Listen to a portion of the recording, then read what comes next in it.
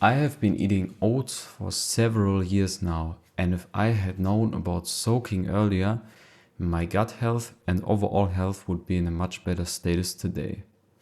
So, soaking is one way to prepare all kinds of seeds, which include grains, nuts, beans, and legumes. This preparation method has been used for centuries by our indigenous ancestors to improve the seed's nutritional value. Just recently, we have stopped caring about these preparation methods because our local stores provide us with all these processed and ready to eat foods. Not preparing your food properly can lead to a lot of health issues induced by anti-nutrients.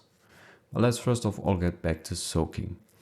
It's as simple as putting your seeds in water and letting them soak in the water, as well as a few additional things that I cover later in this video.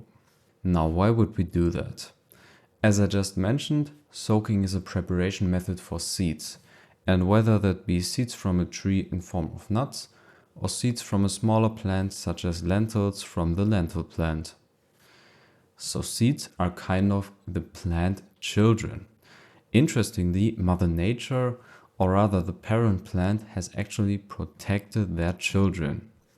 Because plants have, just like any other living being on this planet, evolved over the thousands of years, because different from what some people are thinking, plants do not like to be eaten, and so they have their own special defense mechanisms against predators since they can't run or fight back. One of them would be enzyme inhibitors, which the seeds are covered in. These enzyme inhibitors bind to our digestive enzymes and thus reduce our ability to digest the food. And it also prevents, which is not too important, the seeds from germinating prematurely. Protease is one of the enzymes that these enzyme inhibitors bind to, and protease is important for the digestion of protein. So you could almost say that enzyme inhibitors directly inhibit protein absorption. Depending on the seed, they might also have something called phytic acid, which impairs mineral absorption, so to say, stealing your important minerals from the food. Things like zinc, iron, calcium, magnesium, molybdenum, etc. So phytic acid reduces nutrition. Most seeds have lectins, and lectins create damage to your intestinal lining, legit putting holes into your small intestine, and an excess of these can lead to food allergies and autoimmune conditions. So that's definitely something that you want to avoid. Enzyme inhibitors, phytic acid, and lectins are all anti-nutrients. There's a lot more of these anti-nutrients, and for more information on them, check out my channel. Something I wanted to add is that beans, for example, have something called oligosaccharides, which is not an anti-nutrient but rather a type of sugar that can't be digested by us humans because we lack a specific protein. And so what happens is bacteria in our large intestine uses these undigested oligosaccharides and creates gas. So that might be one more reason why you get bloating or other symptoms of indigestion after eating beans or other seeds. Important is that we can lower all of these compounds by soaking, which creates the perfect environment for the seeds that mimics the natural in which it would grow to a plant. So when seeds are growing, they get rid of some of their protective mechanisms. As a quick side note, insects mostly eat the plants that are weakened by their age or soil, because these plants tend to have a lower amount of anti-nutrients. And our ancestors knew that too. Maybe not the exact science behind the whole stuff, but they realized it by trying things out and observing how they feel. To sum it all up, soaking our seeds reduces anti-nutrients and therefore improves digestibility and improves mineral absorption. Keep in mind though that it only reduces and not removes the anti-nutrients. On a paper from 2000, I found that soaking increases the water content of the seed, obviously, and total protein, fat, and fiber content, and decrease the amount of carbs and sugar slightly, which ties into the oligosaccharides since they are a sugar, and lowered the amount of minerals. But that is not a big concern because we improve mineral absorption with this whole process. So in the end, you will at least receive the same amount of nutrients, if not more, with less digestion and health issues.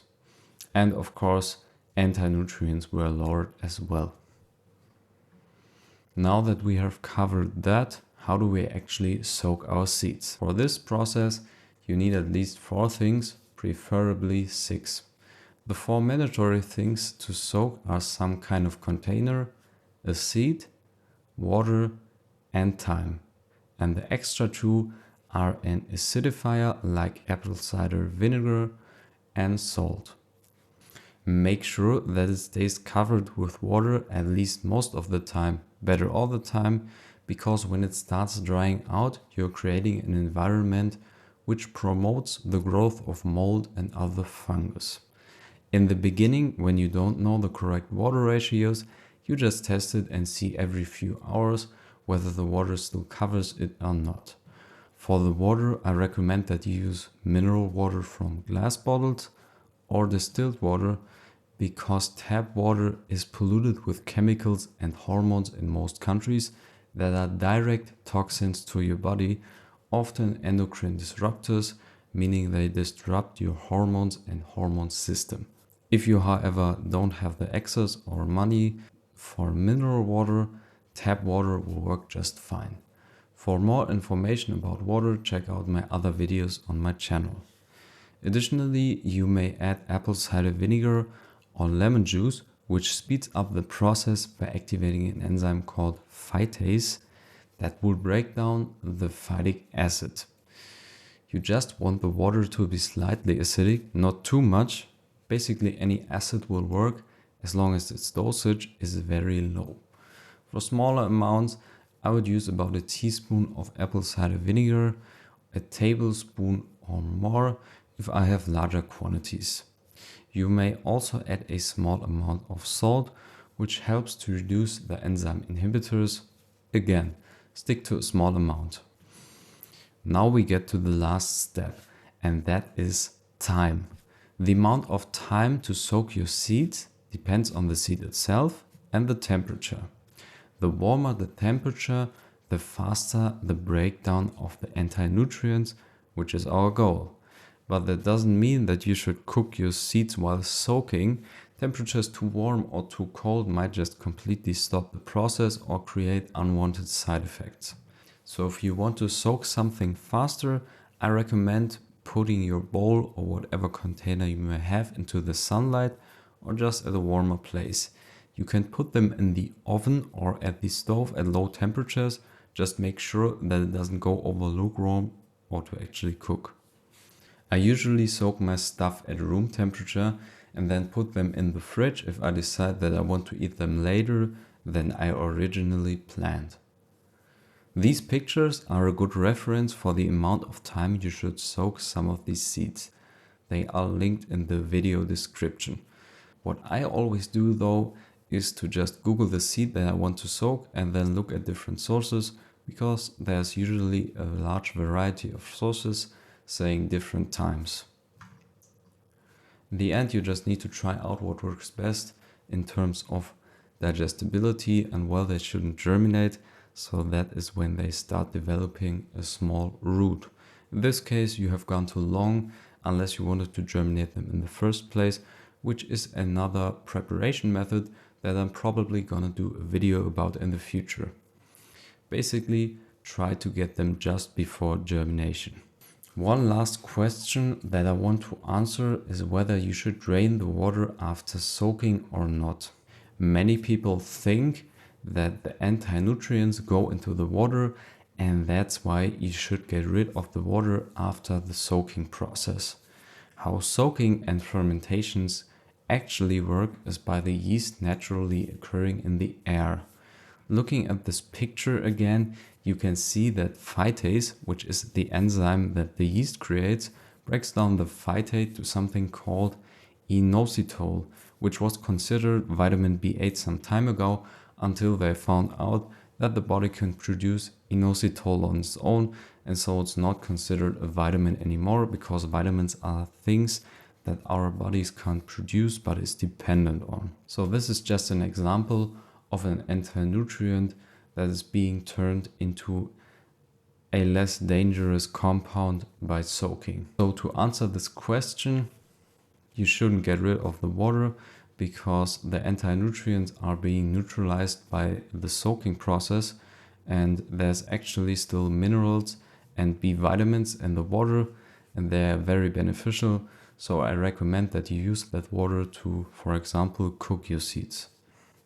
I hope that I could teach you a thing or two about soaking. Please leave a like and comment and subscribe for future content. Thanks for watching.